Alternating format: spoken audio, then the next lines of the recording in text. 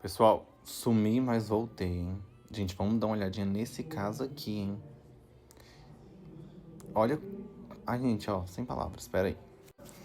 Gente, olha como tava inchado esse dedo na lateral.